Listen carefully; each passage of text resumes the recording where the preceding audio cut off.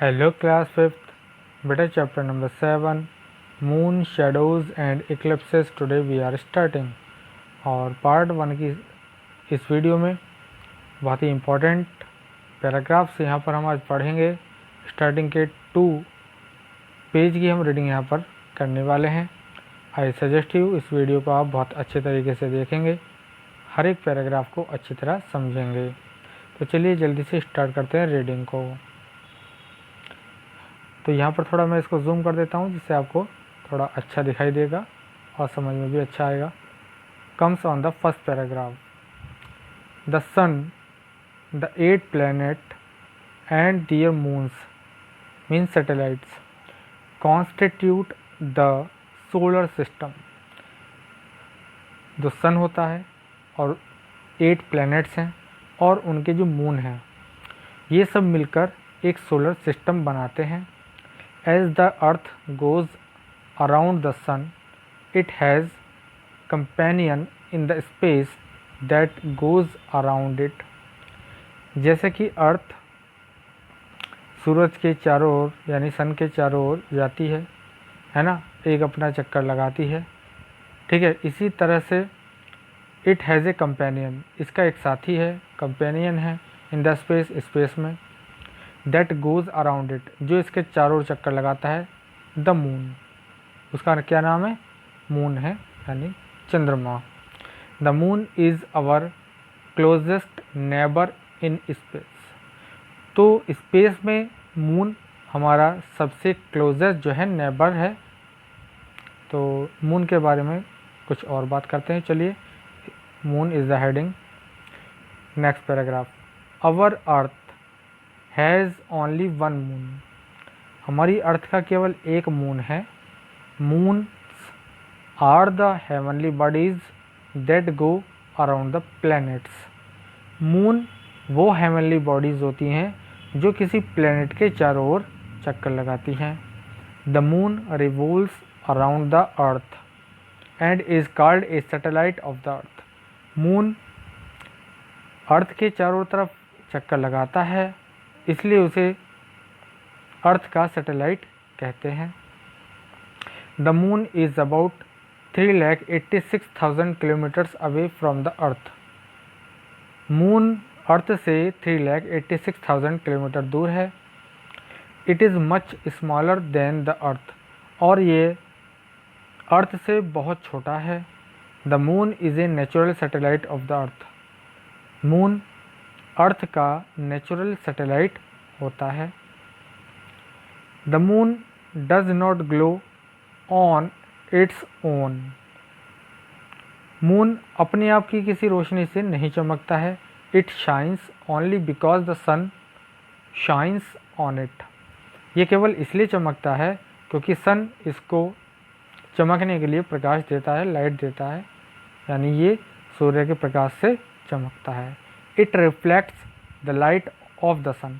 इस पर जो लाइट पड़ती है सन की, उसको ये रिफ्लेक्ट करता है, इसलिए चमकता है। The different shapes of the moon as visible from the earth are called phases.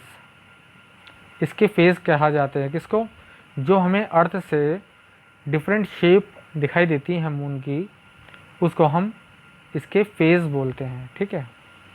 तो यहाँ पर एक आपको पिक्चर दिखाई गई बेटा, तो ये सब आपको दिखाया गया है, यहाँ पर फेज भी दिखाया गया है ना। ये आपको मून दिखाया गया है, इसके अलग अलग फेज दिखाए गए हैं। तो इसके बाद बात करते हैं सरफेस की। मून का सरफेस कैसा है, surface of the moon. The surface of the moon is rough and uneven. जो मून का सरफेस है बहुत ही रफ है, खुरदरा है, अनइवन, ऊंचा नीचा है, उबड़ खाबड़। It has flat black plains. यहाँ पर ब्लैक प्लेन्स हैं, फ्लैट, हाई माउंटेन्स, ऊंचे ऊंचे पहाड़ हैं, and thousands of big round hollows called craters. और जो बड़ी बड़ी चट्टानें हैं यहाँ पर, राउंड हॉलोज, यहाँ पर गड्ढे हैं, इनको हम क्रेटर्स बोलते हैं। These craters differ in size, ये क्रेटर्स क्या हैं, साइज में डिफर होते हैं, अलग अलग तरह के हैं, कोई छोटा है, कोई बड़ा है, कोई बहुत बड़ा है, एंड डेप्थ, और गहराई में। Scientist think that these craters were formed by fouling the meteoroids, यानी ह्यूज पीस ऑफ रॉक्स, जो रॉक्स के बहुत बड़े पीस होते हैं वो यहाँ पर गिरे होंगे, जिनकी वजह से ये बने होंगे। साइंटिस्ट ऐसा सोचते हैं दैट दीज वर फॉर्म्ड, ये बने होंगे, कौन बने होंगे, क्रेटर्स। तो क्रेटर्स कब बने होंगे, दीज क्रेटर्स वर फॉर्म्ड, कैसे बने होंगे, by falling meteoroids on the surface of the moon from the space, space में से मून के सरफेस पर बहुत बड़े बड़े मेट्रॉइड्स आकर गिरे होंगे। The rocks that were brought back to the earth by astronauts tell us that the surface of moon is covered with dark gray dust. The rocks that were brought back to earth by astronaut जब चंद्रमा पे गए, moon पर गए, तो वहाँ से rocks लाए, है ना। The rocks that were brought back to the earth, वहाँ से कुछ रॉक्स लाए। टेल अस, वो हमें बताती हैं कि द सरफेस ऑफ मून, कि सरफेस जो है मून का, इज़ कवर्ड, वो कवर्ड है with dark grey dust, dark grey dust से कवर है मून का सरफेस। यहाँ पर एक आपको पिक्चर दिखाई गई है, तो यहाँ पर आपको दिखाई दे रहे हैं बहुत बड़े गड्ढे हैं, है ना, माउंटेन है ऊपर नीचे, ठीक है। तो ये उबड़ खाबड़ वहाँ का सरफेस है। Why is there no life on the moon, moon पर कोई भी लाइफ क्यों नहीं है। चलिए बात करते हैं। The earth is much bigger than the moon, earth जो होती है वो बिगर है, बहुत बड़ी है मून से। The diameter of the moon is 1/4 of the diameter of the अर्थ, जो डायमीटर है मून का वो अर्थ का डायमीटर का कितना है, 1/4 है। The weight of the moon is 1/8 of the अर्थ, और जो मून का वेट है वो अर्थ के वेट का 1/8 है, यानी 1/8 है। The sun, the moon, the earth and other heavenly bodies are held together by the force of attraction, ये जो सन है, मून है, अर्थ है और अदर हेवनली बॉडीज़ हैं, ये हेल्ड टुगेदर, ये सब क्या है, हेल्ड हैं, वहाँ पर रुकी हुई हैं स्पेस में, हेल्ड टुगेदर, एक दूसरे के संपर्क में, एक दूसरे से जुड़ी हुई है, किस तरह से, bye the force of attraction, force of attraction से जुड़ी हुई हैं। All the heavenly bodies attract each other by a force called gravity, जितनी भी हेवनली बॉडीज़ हैं ये एक दूसरे पर फोर्स लगाती हैं, जिसको हम बोलते हैं ग्रेविटी, है ना। All the heavenly bodies attract each other, ये एक दूसरे को अपनी तरफ खींचती हैं, अट्रैक्ट करती हैं, किस फोर्स से, जिसको हम ग्रेविटी बोलते हैं। The gravity of the earth is much more stronger than at the moon, जो अर्थ की ग्रेविटी है वो अर्थ की ग्रेविटी से बहुत ज़्यादा है।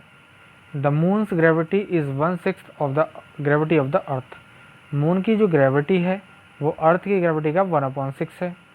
Your weight become 6 time less as compare to your weight on the earth, आपका वेट जो मून पर होगा वो 6 टाइम्स कम होगा जितना अर्थ पर आपका वेट है।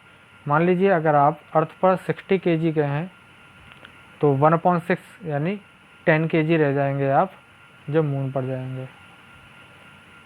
चलिए नेक्स्ट पैराग्राफ है। There is no layer of atmosphere surrounding the moon surface, moon के सरफेस को कवर करने वाला कोई भी एटमॉस्फेयर नहीं है, यानी कोई भी लेयर ऐसी नहीं है एटमॉस्फेयर की जो सराउंड करे मून के सरफेस को। So there is no protection from the strong rays of the sun, इसलिए यहाँ पर सन रेज से बचने की कोई भी प्रोटेक्शन नहीं है। द साइड ऑफ, चलिए नेक्स्ट पेज पे चलते हैं।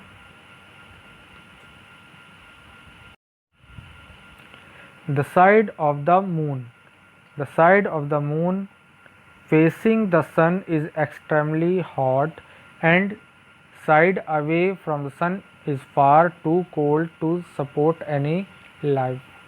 जो सन के सामने फेस पड़ता है मून का वो बहुत ज़्यादा गर्म होता है, और जो दूर होता है साइड अवे फ्रॉम द सन, और जो सन से दूर होता है पार्ट, वो क्या होता है, बहुत ज़्यादा कोल्ड होता है, तो वो सपोर्ट नहीं करता किसी भी लाइफ को सन मून पर।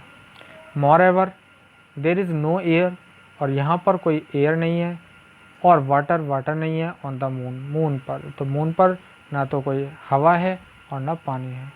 It is a desolate place, ये एक डेसोलेट प्लेस है, वीरान है ना, वीरान जगह है। और चलिए नेक्स्ट पैराग्राफ पे चलते हैं। In the absence of air, air की एब्सेंस में no sound can be heard on the moon, moon पर कोई भी आवाज़ नहीं सुनी जा सकती है। The sky is always black and there are no clouds to hide the sun, sky हमेशा ब्लैक होता है और यहाँ कोई भी क्लाउड नहीं होता जो सन को छुपा सके। It is a lonely and silent, ये लोनली है, वीरान है, साइलेंट प्लेस है, बिल्कुल यहाँ पर शांति रहती है। विदाउट एनी ट्रीज़, कोई ट्रीज नहीं है। फ्लावर्स और लेक्स, ना तो फ्लावर्स हैं और ना लेक्स हैं, ठीक है। चलिए बात करते हैं आगे, landing on the moon, moon पर लैंडिंग की बात करते हैं।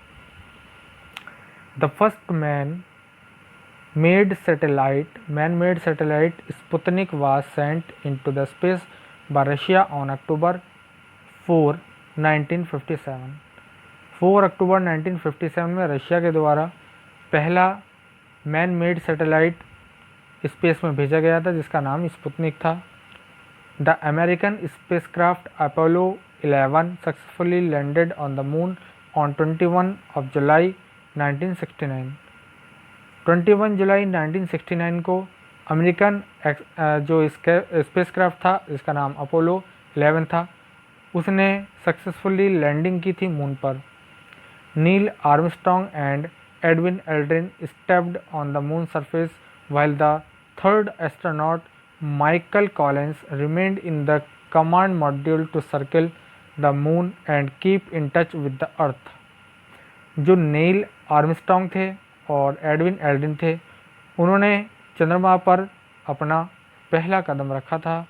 while the third astronaut, और जो तीसरे एस्ट्रोनॉट थे माइकल कॉलिंस, वो कमांड करने के लिए circle the model to circle the moon, तो वो स्पेस क्राफ्ट के अंदर ही रहे थे, किस चीज़ के लिए, कमांड करने के लिए और अर्थ से टच में रहने के लिए, ठीक है।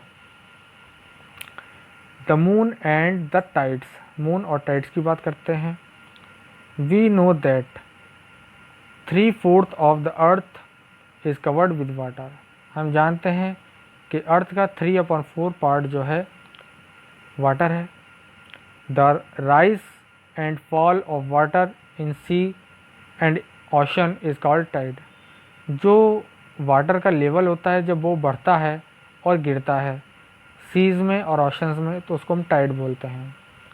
Although the moons gravity is very weak, जबकि मून की ग्रेविटी बहुत कम होती है।